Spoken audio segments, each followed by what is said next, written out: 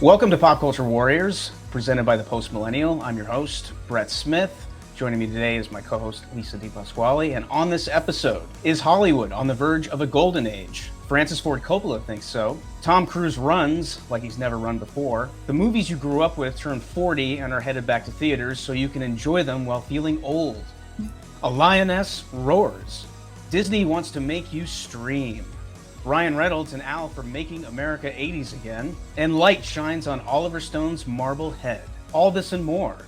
For those of you who aren't familiar with this, like he said, I am Lisa. I am the former director of CPAC, currently an author of several books, including the political humor book, the SJW Handbook, also a culture commentator, most recently on the #1 late night show, Gutfeld, on Fox News, and also on Substack at getbright.substack.com. And I'll let Brett tell us all his bona fides. Right. My background's been spent for the last 28 years in the world of commercial art, largely working for Marvel and DC Comics as a professional color artist. Then in 2016, I was hired to adapt Clinton Cash into a graphic novel, which went on to become a New York Times and Amazon #1 bestseller.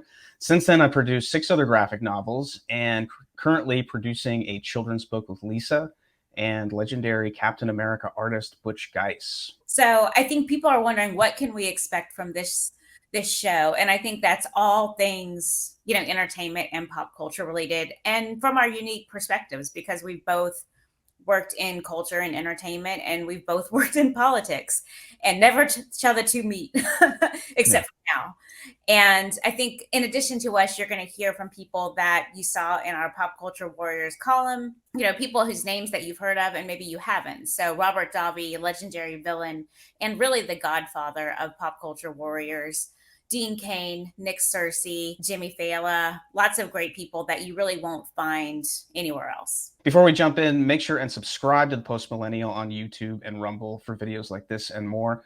And with that, let's kick things off with the news. Hollywood and movie theaters just avoided a cruel summer with the highly unlikely combination of Barbie, Oppenheimer, Mission Impossible, Dead Reckoning Part 1, and The Sound of Freedom. If there was ever an unlikely group of movies to team up and, make a successful summer box office, this is it. Yeah. And it's like, we were looking at the listings from like past summers, and, the box office has been hurting for a while. And so not only do we get like, say, one good movie like we did last year with Top Gun Maverick, not even good movie, but like big blockbuster movies, we have like 4 in just the span of a month. And it's really awesome to see people getting back into the theaters, because it's just a totally, different experience. You've got, 2 huge budget movies, actually 3 with Mission Impossible. And then you got Sound of Freedom, which is like this tiny film, which cost virtually nothing, which just broke $120 million and is going global. So it's pretty unique, and plus, we always focus on Hollywood, but these box office numbers are fantastic for theater chains and owners who were nearly put out of business during COVID. And it's like a miracle they survived. Lisa and I have not seen Barbie or Oppenheimer, so I can't confirm whether it's a woke mess or not. However, just checking out the reviews on social media, it's interesting because from conservatives to libertarians, those on the center right, the reviews are all over the map. Most of the pundits, kind of the talking heads, are all on the side of it being a woke feminist piece of crap. And then, funny enough, the artists, guys like Ethan Van Sciver, comedian Chrissy Mayer, Brittany Martinez from EV Magazine, they all said that it's not so much of a woke feminist piece of crap that it's made out to be, but it's actually pretty fun and lighthearted and actually kind of subversive.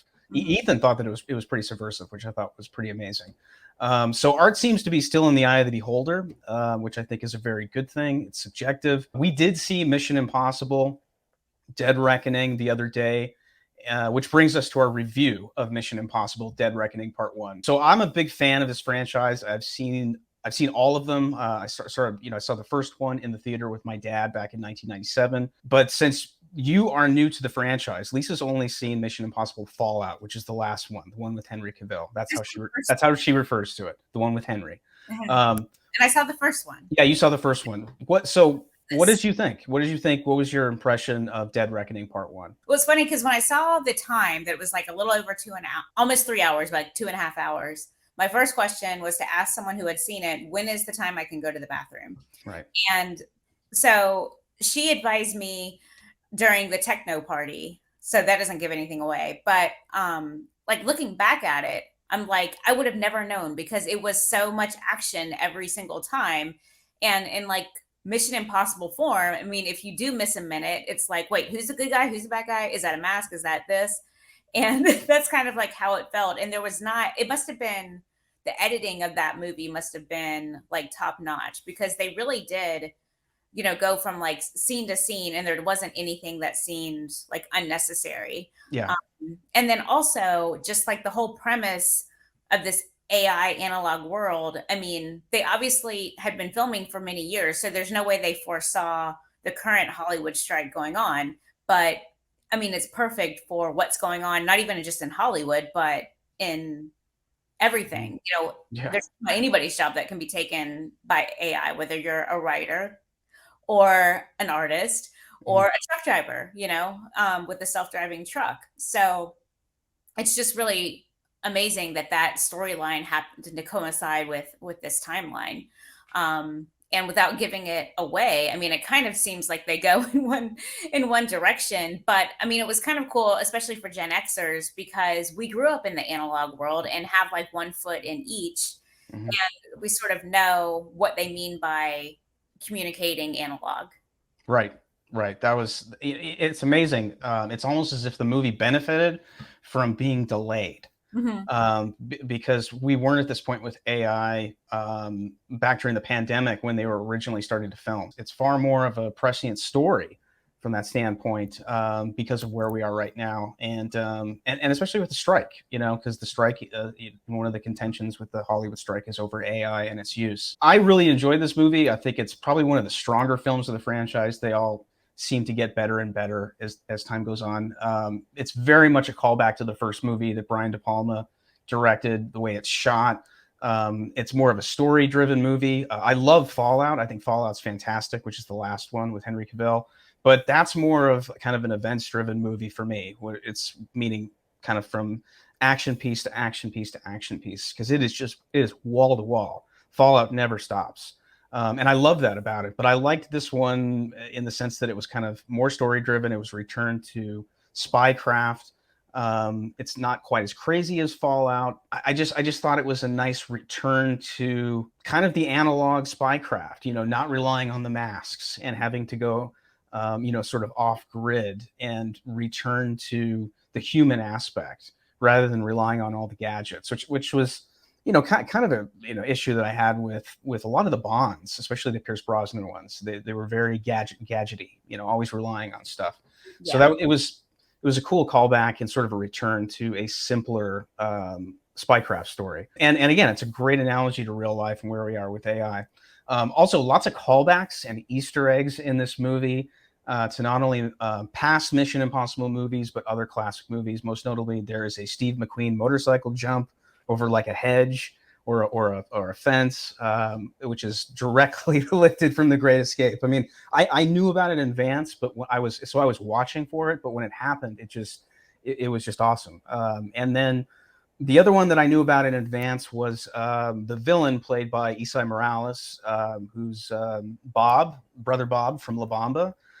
Any Gen Xer, you probably saw La Bamba in the movies, in the theater, or at least on VHS growing up. Classic film, Lou Diamond Phillips. But Esai Morales is the villain Gabriel, and he has a La Bamba moment at the end of this movie, which I knew was coming. I wasn't quite sure what it was, but when it happened, I was just like, yes. It was so awesome. I couldn't believe it. Again, just to enjoy it, knowing the reference. Yeah. Yeah, I know, because she didn't know. I had to whisper to her after, when it happened. You know, also I love supporting Tom because at this point, unlike most of Hollywood, he values and respects his audience and wants to give them something not only entertaining but also really satisfying. You know, I mean, from Top Gun Maverick to these last two Mission Impossibles, I walk out of the theater incredibly satisfied, and those That was a regular occurrence in the 80s and the 90s. Now, not so much, but this guy, I think he knows what his audience wants. He refuses to play this game in Hollywood and bend the knee to the woke mob. Instead, he continues to deliver just kind of this pure mass entertainment for Americans meant to appeal to everyone, similar to the kind of movies, like I said, we got in the 80s and the 90s when, the general philosophy among the studios was to get as many people packed into that theater as possible. That outweighed the desire to preach propaganda to people. And not to say that there wasn't preachy films back then, because there were, but they were usually smaller films. It's the same with Top Gun Maverick. There was zero woke crap in it, and that was refreshing not only for me, but I think for everybody, which is why it made so much money. And also, I think like one thing that Top Gun and Mission Impossible throughout the franchise, maybe not both franchises, but definitely Top Gun Maverick and the latest Mission Impossible, that's that confusing representation with being woke. And there is representation across many boxes that people want to check in both movies, but it's not like, and also she's a woman, and also she's Black, and also this. It's just like, oh, it's just competent people doing like badass things. Right. And also, unlike this latest Indiana Jones and the new Star Wars films, Ethan Hunt is never condescended to or overshadowed by female characters, which is the same with Top Gun Maverick. All the characters, regardless of sex, race, are treated as equals. And that's something else, which is really refreshing, and something that, we got in the 80s and the 90s, and we've drifted away from that. And I like him keeping it, the way it was, because again, that's what appeals to most people. Yeah, so. I think I agree, like keeping it with equals, but then also playing to, similar to Barbie, playing to girls like pink. I'm wearing the Barbie color. So far, that's been my contribution to the Barbie marketing machine. And that's that girls like that Ethan is a chivalrous character when it comes to women, and then also loyal when it comes to friends. I mean, these are good traits to have. Yeah. And that's a character that people care about. Thomas starred in and made movies which are truly American classics, and I'm looking forward to Dead Reckoning Part 2, which I think we'll get sometime next summer, which will be a lot of fun.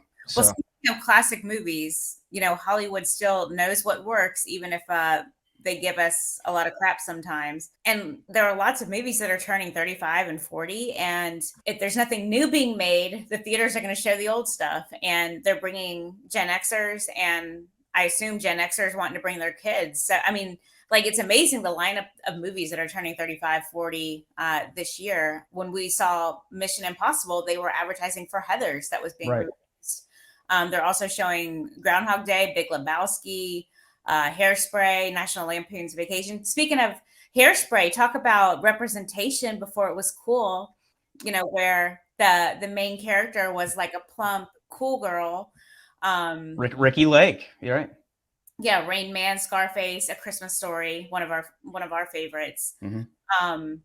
What do you think is behind all of that, other than just nostalgia and a money grab? Well, there's nothing wrong with it being nostalgia and money grab. These theaters don't have, the volume of movies that they used to have. You would open up the paper in 1985 or 1988, and there was a slew of movies. Every summer there would be just blockbusters that they would all pile in, together for the summer. So you'd have 3 or 4, maybe 5 big movies that you could go see at any time. And then you had the dollar theater that were running things that, were out of circulation at the big theaters, but you could still go and see, like double features. But today, there's just not that much. So of course they're going to go back to classics of the last 30 or 40 years.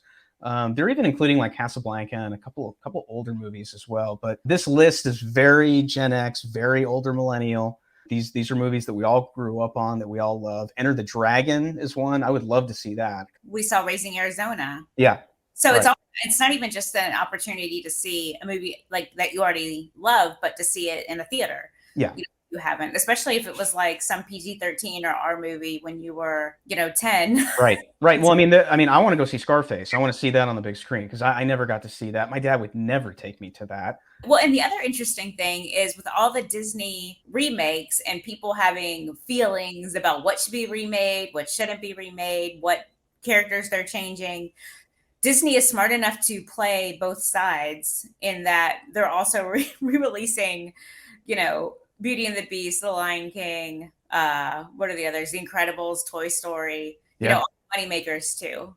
Yeah. These are also coming back to select Cinemark theaters over the coming months. And, again, I don't think there's anything wrong with playing to those out there who have kids and also have the most discretionary income. And right now that is Gen Xers and it's older millennials. So they want people to come back to the theaters, not only to make up for, the COVID times, which literally put them out of business, but also just to get people back into the habit and enjoying what the theater experience offers. It'll be interesting to see what happens with Barbie sort of turning into a cultural moment that I think is bigger than the actual movie. Because when I see people that aren't political or aren't on the right talking about Barbie, they're not even talking about the movie. They're talking about getting dressed up, going to a movie with a group of friends. They're talking about, the marketing. They're talking about just the experience. And the last time I remember that happening was every once in a while with like Rocky Horror Picture Show,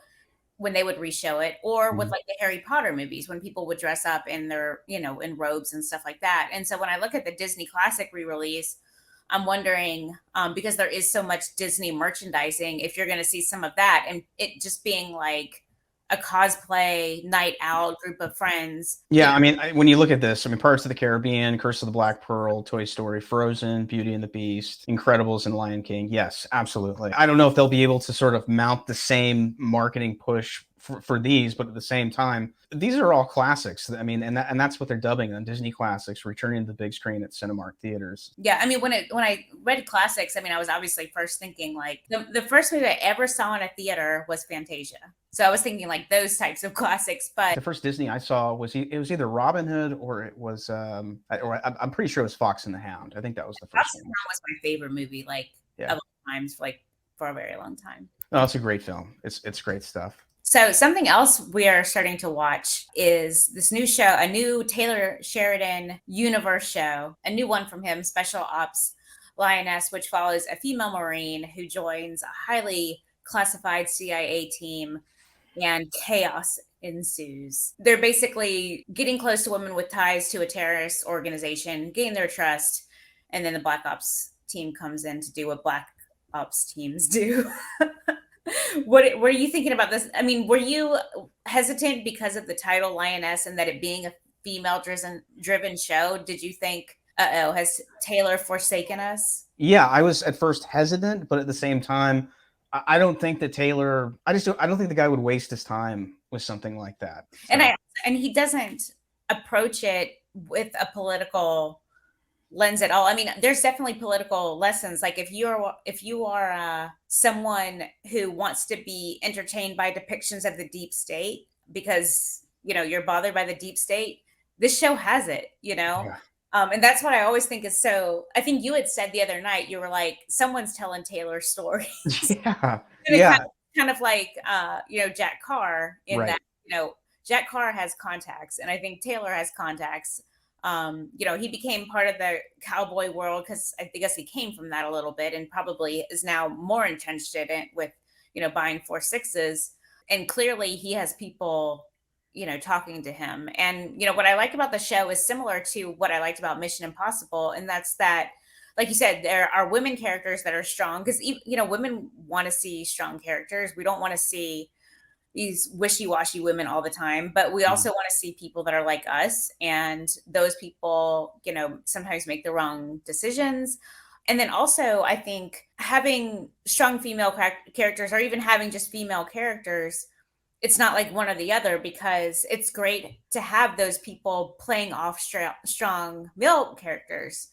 And, it showcases masculinity, chivalry, same as Mission Impossible, the things that, girls want to see. With Lioness, so far I'm liking it. It reminds me a lot of the two Sicario films, both of which are excellent. I like the sequel a little bit more because it's male dominated. Someone over at Variety Magazine, however, had a different take. They described Lioness as an unabashed work of military propaganda that positions the United States Armed Forces as the strong who protect the weak. Imagine that. The same reviewer went on to add, it is perhaps predictable that the Sheridan take on pop feminism would weaponize women's liberation in service of the military-industrial complex.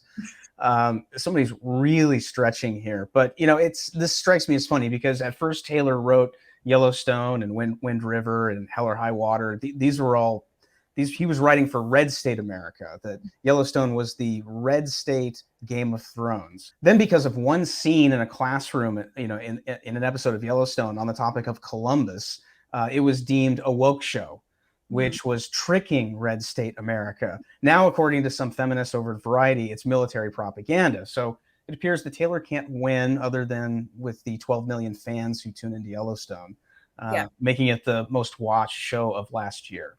Mm-hmm. Well, and also, I mean, it's pretty clear if you're a fan of Yellowstone or not a fan of Yellowstone and watching Lioness, he's being consistent in, he likes strong female characters. I mean, you cannot argue that Beth is not the most pro-life character on TV, maybe not ever, but definitely right now. She is, I don't know if she would call herself a conservative, but the way that she goes after the token liberal in the show. And to me, it's like, if you have a token liberal, if it's just a token, then, it's not a woke show necessarily. Well, they have two token liberals now. First, it was just Casey's wife, and now it's Summer. It's the but then Casey's wife took it to Summer at the end when Summer was talking negative about marriage. True. Yeah. I mean, Casey's wife has had an arc as well. She's definitely not, especially after Tate getting kidnapped, and telling Casey to go kill them all. It's just kind of like, things have changed with this character, but I kind of think that Taylor has these characters not only as representation of what real life reflects, but also those characters create teachable moments within the show. Yeah. Well, and I also think you don't have to, they're not making the shows for people necessarily like us who view everything through a political lens. Right. So they're not, I don't think they're thinking at it on that level. I think sometimes there are good lessons that we can take from it. Ann Coulter wrote a terrific column many years ago about how Breaking Bad was the most Christian parable show ever. And so clearly that show was not written to be a Christian parable, but I think it's useful to look at it because there's storytelling and things that, other people are watching and certainly making its way into pop culture. And then I think that's what makes it valuable for pop culture warriors to be able to view those lessons and speak those lessons in a language that is obviously appealing to, what'd you say, 20 million people? 12, but still it's the most watched show of last year. Yeah, 12 million people, definitely slightly more books than I've sold. I'm not sure about you, but it is a little bit more books than I've sold. I think that even if something isn't 100% on our side, which it almost never will be, there are 12 million people that are enjoying it, and we should be able to talk to those people about did you think it was cool how Tate stopped the kidnappers and saved his life? Yeah, I mean, with regard to Lioness, it would appear the fans disagree with the woke Variety review. Currently, the series has a 74% rating at Rotten Tomatoes just after 2 episodes. And it turns out that American audiences really love action-packed mystery thrillers about black ops taking out real-life bad guys. And killing terrorists is never a bad thing. And and you look at the popularity of Reacher and the Terminal List, Jack Carr's Terminal List with Chris Pratt. Lioness falls very squarely in this genre, and I just think it's something that's popular and connects with Americans. And Hollywood's always been so terrified of turning Islamofascists into real villains in movies, and I like seeing it done. Because the whole Nazi thing is just getting old. How long can we go back to this well when there are just as despicable people out there right now, like Islamofascists who, we can utilize as villains. What's interesting about Lioness is they're bringing in the different aspects of Islamofascism. And that's it's not people out in the desert. I mean, these are money people. These are some of the richest people on earth that are financing, some things. And they're telling the story through that network currently. Yeah. Well, in this last episode 3 that we watched last night, I mean, if you ever thought that there wasn't a deep state, you just and they're completely incompetent Mhm. and just crazy and just out to protect themselves and out for their own self interests. You've got to watch episode 3. And actually, coming full circle, because we started with AI or with Mission Impossible and analog, there was like an analog aspect of Lioness last night. Yeah. And that brings us to our next topic, and that's that Disney is getting rid of a lot of their hard copy stuff. Yep. They want it. It's almost like we're eventually going to be at the mercy of whatever version at that time they decide is the correct version. And, 30 years from now, whatever version is out now will not be acceptable if they keep doing this.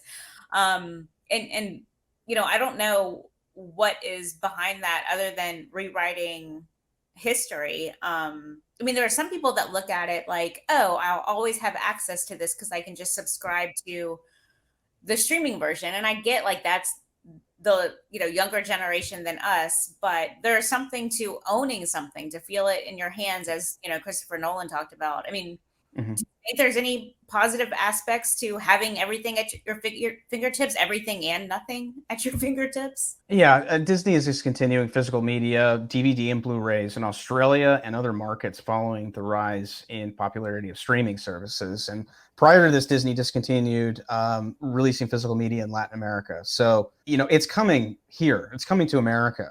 And this is bad on all fronts. It harms the film industry overall, which used to be able to benefit from long-term sales of DVD and Blu-rays after the movie had run its course in the theater. And it also allowed some films which didn't perform well in the theater to have a second life on Blu-ray and DVD. Matt Damon's talked about this. He said it's one of the reasons the film industry is in such peril is that they got rid of physical media because they're betting the farm on streaming. The other angle here, and that is that Disney is famous for editing their films to either adapt with the times or just make things like Song of the South completely disappear from existence, including tearing down Splash Mountain. And since being added to Disney Plus, films like Ron Howard's Splash has been edited for some nudity. Adventures in Babysitting has had curse words removed, and other Disney movies have been censored as well, like Toy Story, Lilo and Stitch, Hannah Montana, The Simpsons, The Rescuers, and The Lion King. Another film which was recently edited for its content by Disney was Billy Friedkin's classic, The French Connection, Gene Hackman and Roy Scheider. They had a racial slur that Gene Hackman says in the film taken out. The moral to the story here is to buy physical media. Get all of your favorite movies on physical media form, because just like with The French Connection and other films, the original version might not exist as you know it in the future. And the more all of our entertainment is centralized on streaming services, the more power these media giants have to do this kind of stuff, where they go in and they tinker with things and they edit the artist's vision, the director's vision. And I think that is awful. You don't go in and make edits to the Mona Lisa any more than you do to the Sistine Chapel or the Caves of Lascaux. So I don't like any of this stuff. I think it's dangerous, especially to the future of art. Yeah, I mean, they're always talking about, even in Florida, what it means to whitewash history or not talk about, unsavory aspects of history, tearing down statues, all those types of things. And I think this kind of just reiterates that what Hollywood knows, and maybe some on the right and the left don't get, is pop culture is also part of history, and they want to rewrite that too. Speaking of history, probably one of our greatest film historians, Oliver Stone. I think we got to give credit where credit is due. And he recently said he regrets voting for Joe Biden and that is afraid that Joe Biden is going to start World War III, or as Joe Biden would say, World War V. Not a joke. Oliver's politics might completely suck, but like Paul Verhoeven, he's made some of my favorite movies over the years and is a visionary director. He even wrote Conan the Barbarian, which is one of my favorite movies of all time. Yeah. That being said, he's obviously seen the light and deserves credit. This kind of reminds me of that 180 that Tim Robbins has done over the past year and a half, admitting that he was wrong on COVID and the lockdowns, which nearly put his own theater in LA out of business. These two guys are old school liberals that we grew up with on the big screen, and Oliver obviously directing some iconic movies like Wall Street and Platoon. I don't get the sense that these guys are afraid to admit when they're wrong, especially from time to time. So yeah, give credit where it's due. Good on Oliver and good on Tim Robbins. Yeah. And I think, they're good examples of, I think, remembering that not everyone views politics the exact same as those on the right. And that's that they think they're allowed to have views that aren't like pro whoever the Democrat in the White House is. Mm-hmm. They are soon finding out that is, not the case. The list keeps getting longer and longer of who is, allowed to, still be who they want to be. Russell Brand, Roseanne, Tim Robbins, even, Norman Lear has at times saying, like, I don't get this cancel culture. I don't get this PC generation. They kind of took pride over the years of being anti-censorship, and now they're finding themselves on the other side. So lastly, Deadpool star Ryan Reynolds is going to bring back 80s sitcom classic Alf and is going to be producing new Alf episodes. I love this. And I want to see what this looks like. I was a huge Alf fan growing up. My family never missed an episode. That is an original Alf from probably 1987, 1988, which I've had my entire life. It's been stored in a box for probably at least 30 years. Now I have it. Yes. But this looks like fun. I guess it's going to be sponsored somehow with advertisers. And the advertisers will be worked into the show. Hopefully they'll do that creatively and not shoehorn it. But I think this is a great idea. I think it's a lot of fun. Again, they're going for nostalgia. They're going for things that work, and they're targeting Gen Xers and older millennials. Yeah, we have the money now. Right. Well, and also we have the power to get kids into, what we're into. Well, yeah. Things that I love about Kat Timpf is that she loves Alf, but Alf wasn't her generation. So, obviously her dad was probably tail end, dad watching Alf and got her into it. And that's what's like so awesome. And, I think what's behind all the re-releases of things. And sometimes they do it right. And sometimes they do it very, very wrong. Yeah. No, I think that's true. I think the idea is to not only go after us, but also go after our kids and get our kids into this stuff, so it becomes a multi-generational franchise again. And there's no reason why anyone our age should be fans of Elvis, the Beatles, classic rock, except for our parents got us into it. True. We're going to wrap things up with two pop culture warriors we want to encourage everyone watching to check out and support. The first is Eric July, who's coming off the massive success of his first comic book, Isom #1, which raised $3.4 million. Eric has a new 90-page graphic novel coming out, Isom #2. This is Eric's second campaign crowdfunding his new comic book series. And so far, he's raised about $2 million, a little over $2 million, and has sold over 20,000 copies with 17,000 backers. Make sure an order covers A and D, because those are the covers that I colored. And Eric is about to start shipping these books, I think, in the coming weeks. In fact, he might even be starting this week, from what I understand, which is exciting. And our second pop culture warrior is Sean Salter, who's a very talented artist and a good friend, probably known to most people as the illustrator for Kurt Schlichter's Kelly Turnbull book series. Sean is also crowdfunding a 90-page graphic novel called Silence Do Good. It's about a young Ben Franklin trapped in a VR program controlled by AI in an alternative future.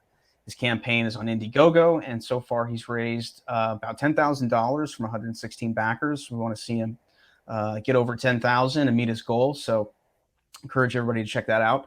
Both books are rated PG-13, and links to both campaigns are posted in the description and comment sections. And we really encourage everyone to check these guys out and support them by ordering a copy of both their books, because if we don't support our pop culture warriors, we don't get alternatives in entertainment. Yeah. That's what annoys me. The people that saying they're opting out, it's like, then you can't complain about them not making stuff you don't want to see.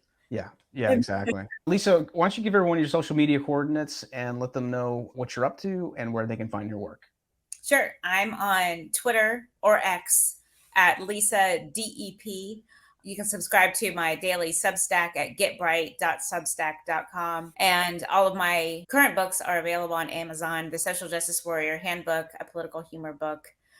I Wish I Might, which is a chick lit novel. The girl gets the guy, spoiler. And my very first book, a memoir about the behind the scenes debauchery at CPAC and conservative conferences finding Mr. Righteous. You can find me on Twitter or X at Brett R. Smith 76. All of my graphic novels are available on Amazon and Barnes & Noble. You can also see my artwork at brs76.com. We'll link to all that. Please like and share this video. Also subscribe to The Post Millennial on YouTube and Rumble for more pop culture videos like this and more. We appreciate it. That's all we have time for today. We'll see you next time.